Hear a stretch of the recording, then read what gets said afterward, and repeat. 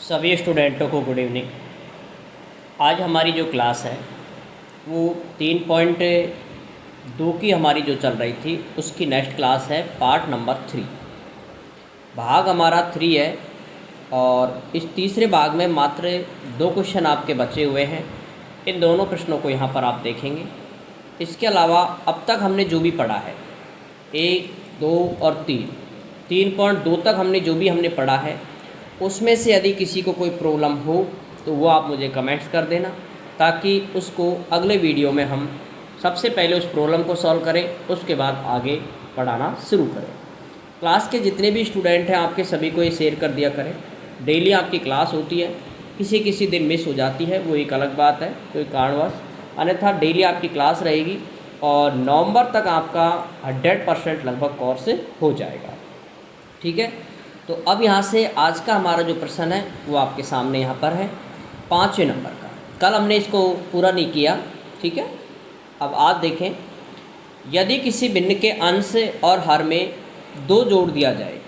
अंश, देखो अंश और एक होता है हर, ठीक है। ऊपर वाले को हम अंश बोलते हैं, नीचे वाले को हर बोलते हैं। ये हमारे पास क्या होती है, एक भिन्न होती है, ठीक है। ऊपर वाले को अंश और नीचे वाले को हर, और इस पूरे का नाम हम क्या कह सकते हैं, भिन्न। भिन्न होती है, उसके अंदर अंश होता है ऊपर वाला, नीचे वाला होता है हर। ये भी आपको ध्यान रखना है। आगे देखो क्या कहा है, भिन्न के अंश और हर में 2 जोड़ दिया जाए। तो पहले तो अंश क्या है वो मानना पड़ेगा आपको। मान लेते हैं, माना अंश बराबर x और हर मान लेते हैं क्या, y, ठीक है। मान लिया हमने अंश x और हर मान लिया हमने y। अब देखो क्या कह रहा है, बस उसकी आपको कॉपी एक तरह से हल करना है। जैसे जैसे वो कह रहा है क्वेश्चन में, वैसे वैसे आपको यहाँ पर जवाब लिखना है। अंश और हर दोनों में 2 जोड़ दिया जाए। अंश में देखो अंश है x, उसमें भी 2 जोड़ दिया जाए, और हर में भी 2 जोड़ दिया जाए, बटे y में भी 2 जोड़, बराबर वो भिन्न कितनी बन जाती है, 9/11 हो जाती है। वह 9/11, ठीक है। एक समीकरण हमारे पास ये बन गया। दूसरा भी हमें बनाना है। देखो, यदि अंश और हर में 3 जोड़ दिया जाए, अंश में भी 3 और हर में भी 3, ठीक है, तो वो भिन्न कितनी बनती है, 5/6 हो जाती है। वह 5/6 हो जाती है। यह है 2 नंबर। बस इन दोनों को आपको हल करना है, और हल करने के बाद फिर आपके x और y का मान क्या ज्ञात आ जाएगा। बस यही आपकी भिन्न हो जाएगी। भिन्न का मतलब अंश बटे हर, मतलब भिन्न हमारी क्या हो जाएगी, भिन्न हो जाएगी x/y, ठीक है। अब देखो इनको कैसे हल करेंगे वो यहाँ पर आप देखते चलें। एकदम इजी है, लेकिन थोड़ा ध्यान से और हल करना है, क्योंकि गलती ना हो जाए। अब यहाँ पर हम वज्र गुणा करते हैं। वज्र गुणा मतलब ऊपर वाली संख्या को नीचे से, नीचे वाली को ऊपर से। इसको हम करते हैं वज्र गुणन से। यहाँ लिखेंगे आप वज्र गुणन करने पर, ठीक है। वज्र गुणन करने पर हम करेंगे तो देखो 11 को हम गुणा करेंगे इससे, x + 2 से। तो 11 गुणा x करो सबसे पहले, 11x प्लस 11 को 2 से गुणा करो, 11 दूनी 22, फिर चिन्ह किसका लगेगा बीच में, बराबर का। फिर 9 को गुणा करो y से, 9y, फिर चिन्ह किसका है यहाँ पर, प्लस का। 9 को करो 2 से, 9 दूनी 18, ठीक है। अब इसको हल करेंगे। देखो हल कैसे करेंगे, 11x यहाँ पर आ रहा है अपने पास, फिर 9y को इधर लेके जाना है, ठीक है। या फिर हम विधि कौन सी काम में लेंगे यहाँ पर, प्रतिस्थापन विधि। तो इसलिए प्रतिस्थापन का विधि का तो देखो आप क्या करेंगे, 11x यहाँ पर रख लो, फिर बराबर लगा दो 9y, फिर प्लस के 11 18, और प्लस क्या है इधर जा कर के किसका हो गया ये, -12, ठीक है। -12 यहाँ लिख सकते हैं। या फिर आप समीकरण भी बना सकते हैं। यहाँ से मैं सीधा x का मान निकाल रहा हूँ, ठीक है। यहाँ से आप सीधा x का मान निकाल रहे हैं, लेकिन आपको मैं वही प्रक्रिया से बता रहा हूँ ताकि आप कन्फ्यूजन ना होंगे। तो इस स्टेप को आप रहने दें इसको करें आप पहले 11x और ये 9 को इधर लेके आ जाओ, यही प्रक्रिया करेंगे हम वापस। 18 यहाँ पर है, प्लस के 22 इधर जा कर के किसके होंगे, माइनस के 22। 11x आ गया, माइनस के 9y आ गया, बराबर इसको हम घटाएंगे 18 में से 22 तो क्या आएगा, माइनस के 4। ये आ गया समीकरण नंबर हमारा कौन सा, 3। ठीक है, ये समीकरण हमारा आ गया। इस समीकरण में अधिक दिक्कत है तो आप मुझे बताएं। बिल्कुल ठीक है, चलो ओके। अब इसको हल करते हैं, इस समीकरण को। देखो इसको कैसे हल करेंगे, वही वज्र गुणा करेंगे इसमें भी। तो यहाँ लिखेंगे वज्र गुणन क्रॉस मल्टीप्लाई से करने पर 6 को हम गुणा करेंगे x से, 6x प्लस 6 गुणा 3 करेंगे, 6 3 18 बराबर 5 को हम करेंगे y से गुणा 5y, प्लस का चिन्ह आ रहा है। 3 गुणा 5 करेंगे तो 5 3 15। क्लियर, सेम प्रोसेस अपनाया हमने, कोई अलग से नहीं किया इसको। देखिए आगे वही 6x, ये 5y को आप इधर लेके आ जाओ, 5y बराबर 15 यहाँ पहले से है और 18 इधर जाएगा तो किसका हो गया, माइनस के 18। इसको लिख लो, हल कर लो। 6x माइनस के 5y बराबर 15 में से 18 गया तो माइनस के कितने बचेगा, 3। और ये हो गया समीकरण नंबर हमारा कौन सा, 4।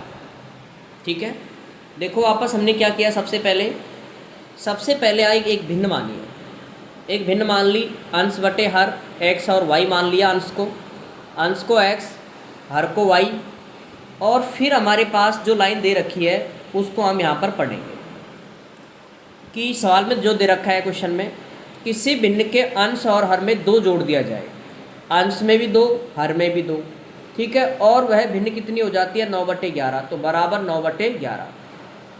या क्रॉस नहीं लगाना, हमने इसको लिख दिया है। ठीक है, वज्र गुणा कर दिया तो क्रॉस लगाने की आवश्यकता नहीं है यहाँ पर। यदि अंश और हर में 3 जोड़ दिया जाए, अंश में भी 3 और हर में भी 3, तो वह भिन्न कितनी बन जाती है, 5/6। वही लिखी हमने, वही वज्र गुणा करेंगे और इसको हल करेंगे। देखो 2 समीकरण आपके पास में हो गया। अब आपको कौन सी विधि का इस्तेमाल करेंगे, प्रतिस्थापन विधि। ठीक है, प्रतिस्थापन विधि में देखो क्या करेंगे, यहाँ से हम x का मान निकालेंगे और इसके अंदर रखेंगे समीकरण नंबर 4 में।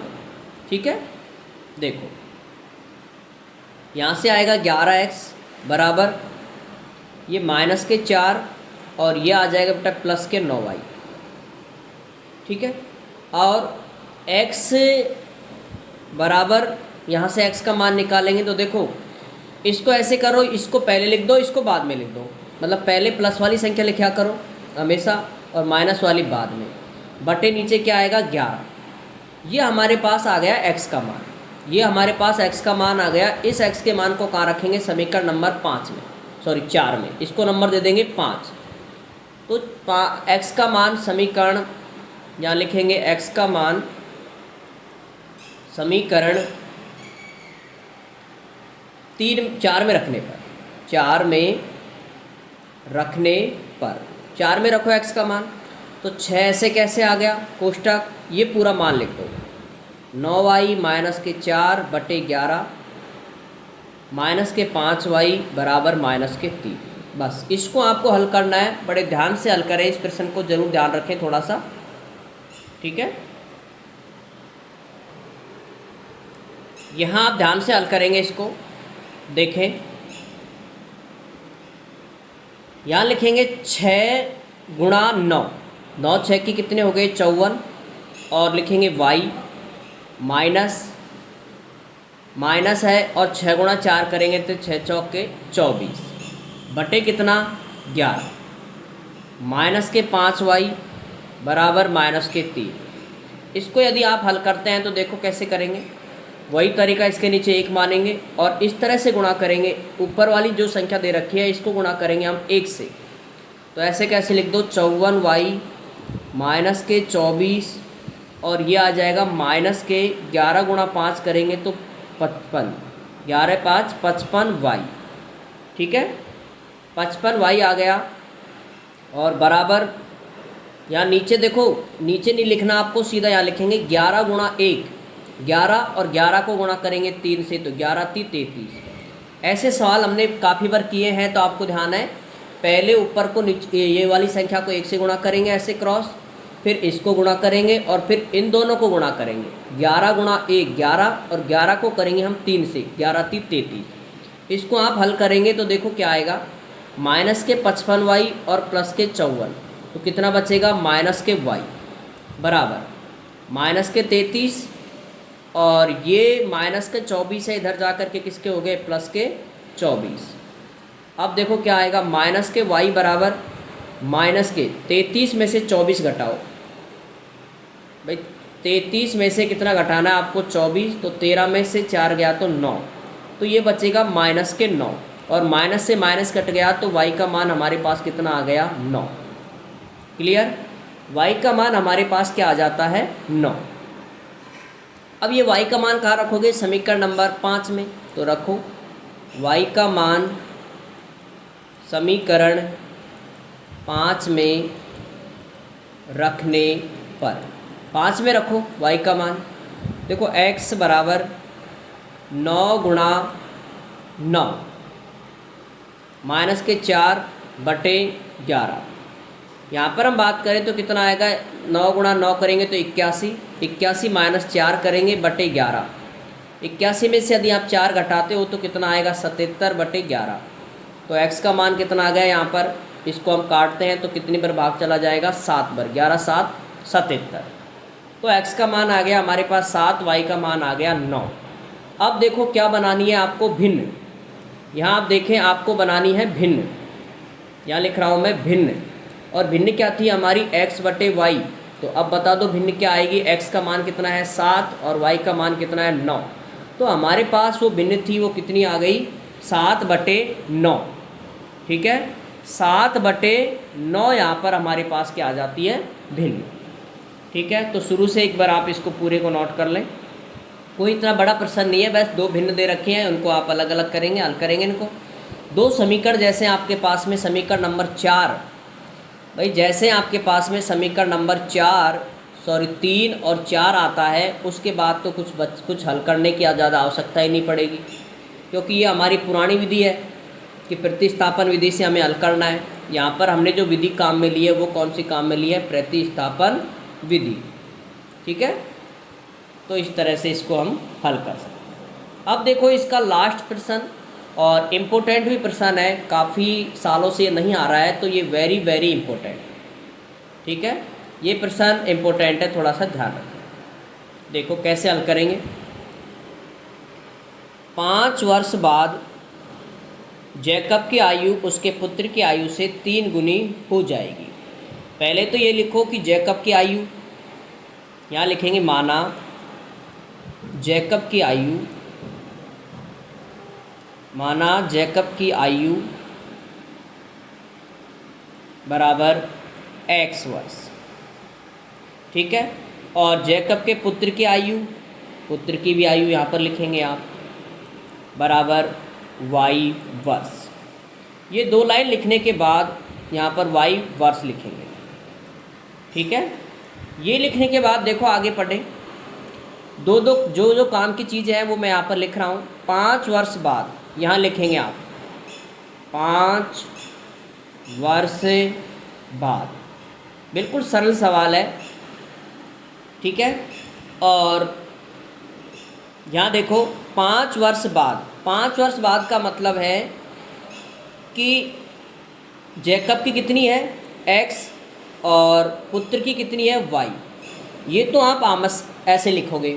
ठीक है, अब देखो इसमें क्या करना होता है, 5 वर्ष बाद में क्या करेंगे आप, प्लस करेंगे। बाद के लिए क्या किया जाता है, प्लस। भाई आपसे यदि कोई पूछता है कि आपकी 5 साल बाद कितनी उम्र होगी, ठीक है, अभी यदि आप 15 साल के हो और 5 वर्ष बाद आपकी उम्र कितनी होगी, तो आपकी कितनी होगी 20, और पहले कोई पूछता है तो कितनी होगी 10।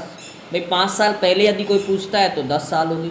घटाएंगे, पहले पूछेंगे तो घटाएंगे और बाद में पूछेंगे तो जोड़ेंगे। तो यहाँ पर 5 ही यहाँ जोड़ना है और 5 ही कहाँ जोड़ोगे, यहाँ पर जोड़ दिया दोनों में। अब देखो क्या है, जैकब की आयु उसकी पुत्र की आयु की कितनी गुनी है, 3 गुनी। पुत्र की आयु आपको पता है, ये दिख रही है, ये जैकब की आयु है। मैं यहाँ लिख देता हूँ इसको, ये किसकी आयु थी? जैकब की। और ये किसकी आयु है? पुत्र की। तो ये कह रहा है कि उसके पुत्र की आयु की 3 गुनी। उसके पुत्र की आयु की कितनी गुनी हो गई? 3 गुनी। तो 3 से यहाँ पर क्या करना है? इसको गुणा और फिर लगाना है आपको बराबर का चिन्ह। क्लियर? इसको हल करेंगे आप। देखो इसको हल करने पर क्या आएगा?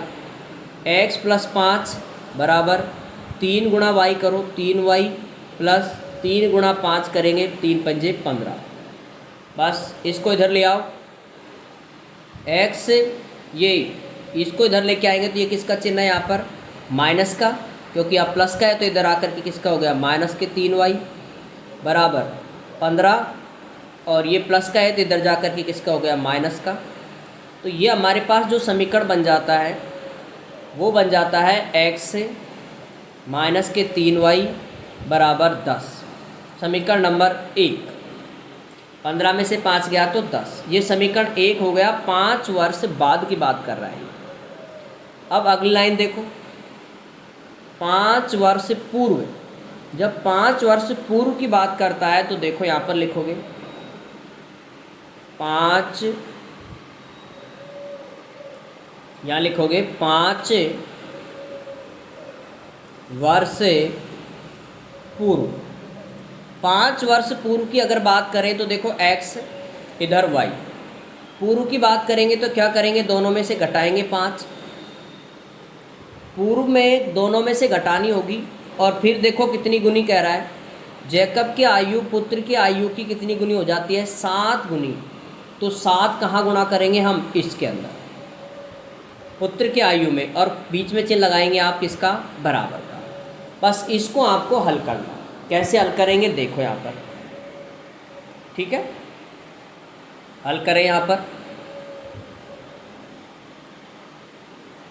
यहाँ हल करते हैं तो क्या आएगा? देखो x माइनस के 5 बराबर 7 गुणा y करेंगे तो 7y, और माइनस 7 गुणा 5 करेंगे तो 7 पंजे 35। आगे इसका अगर आप हल करेंगे तो x 7y इधर आएगा तो माइनस के 7y बराबर माइनस के 35, और ये माइनस का है तो इधर जा कर के किसका हो गया? प्लस का 5। यहाँ पर एक समीकरण आ गया x माइनस के 7y बराबर, ये आता है बेटा माइनस के 30, और समीकरण नंबर आ जाता है 2।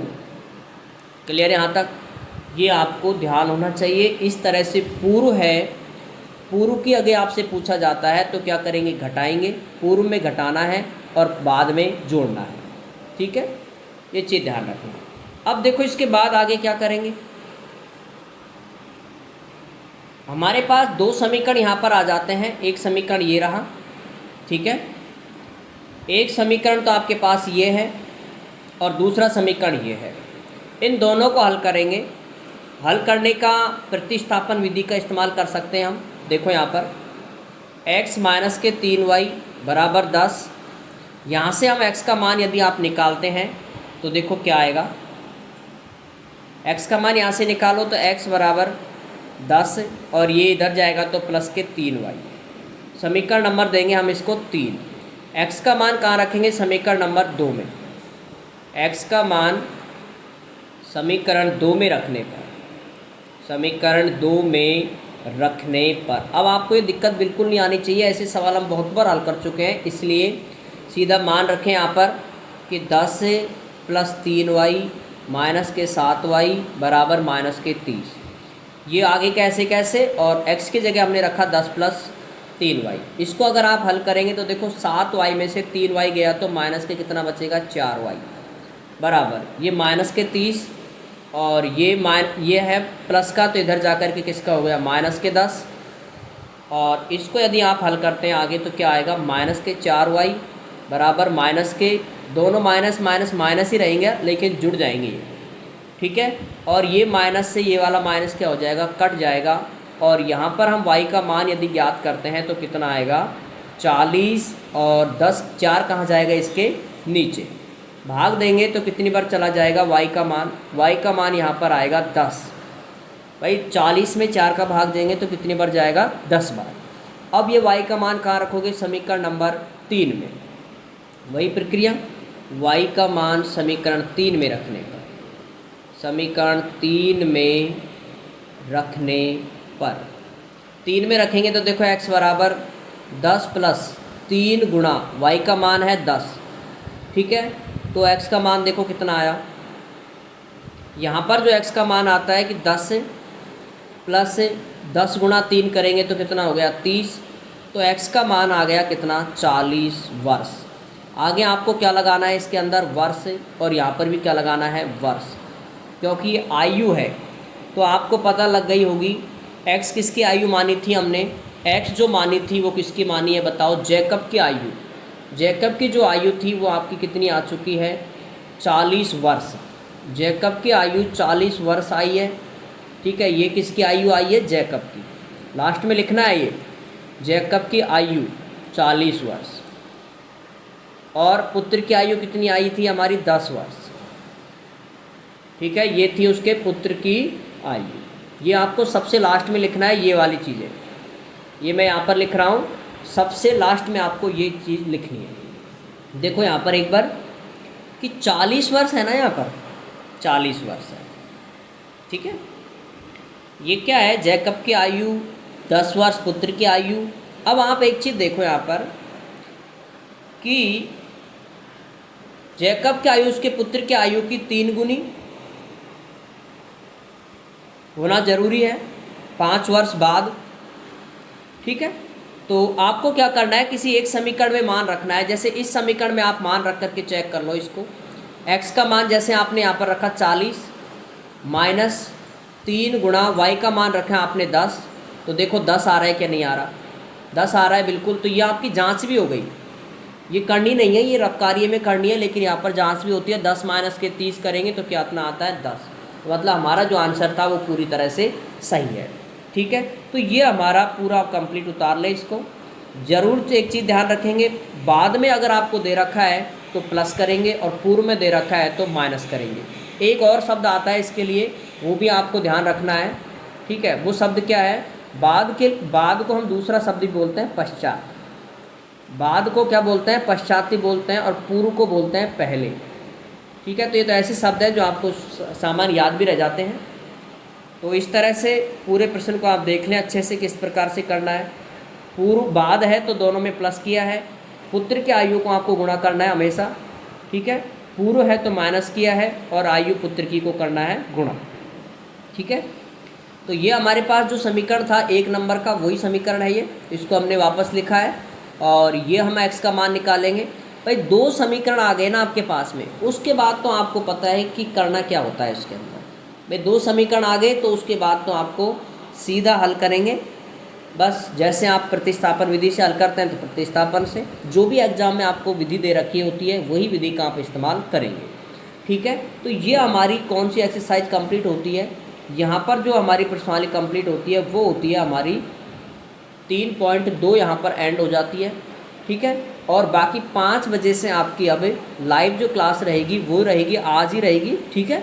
आप इस चीज़ से बिल्कुल निश्चित रहें, और वो रहेगी हमारी 3.3। वो क्या थे, 2 सवाल आपके बाकी, 2 क्वेश्चन आपके यहाँ पर बाकी बच गए थे 3.2 में, इसलिए उनको मैंने इस तरह की वीडियो बना करके आपको अलग से डाल दिया है, ठीक है। तो अब मिलते हैं आपको शाम को वही 5 बजे, ठीक है। और सभी साथी जुड़ जाए करें, सभी स्टूडेंट, ताकि लाइव ही क्लास का आनंद लें। कोई भी चीज़ आपको डाउट है तो वो भी आप कमेंट्स कर दें।